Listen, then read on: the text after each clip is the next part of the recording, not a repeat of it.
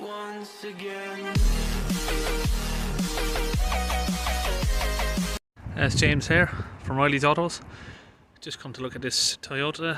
It's getting an oil warning light on the dash and he needs it checked as soon as possible, so that's why we're here. So first thing we'd have to do before we start it is check the engine oil. Customer's already said he's done that, but we're going to check it ourselves and have a look at that. So straight away we can see there isn't any oil on the stick, but we're going to give it a wipe and stick it back in.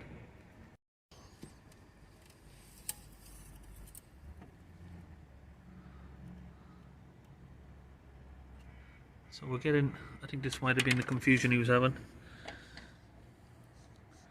Getting some oil on this side, but that is not an accurate reader for the oil there. This is maybe just some oil residue from the inside of the tube. It's been catching on there, because if you look on the other side, there's nothing, absolutely zero oil. So we're gonna refill this car with some oil. So while we're here, we're just gonna do an oil service on it. Drain the oil, new filter, and refill it with some oil. And from underneath the car here, we're just gonna see how much oil actually comes out.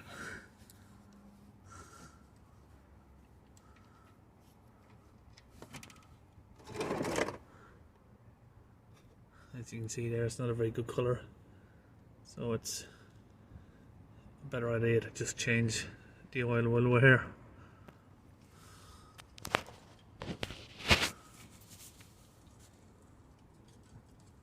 So we've just used our measuring jug there to put 4 litres in. Now we're going to check the oil level. So now we're going to recheck the oil level.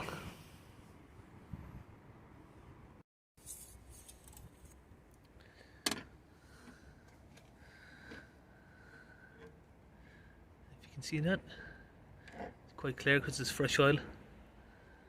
On this side, it is just about spot on the level there. And same again on this side. It's got some little patches of residue there, but the actual oil level is down here. You can see on this side. Gotta look for the solid oil level, not these patchy parts. Let's get inside the car. Start it up. And we don't have any oil light flashing. So it's job sorted.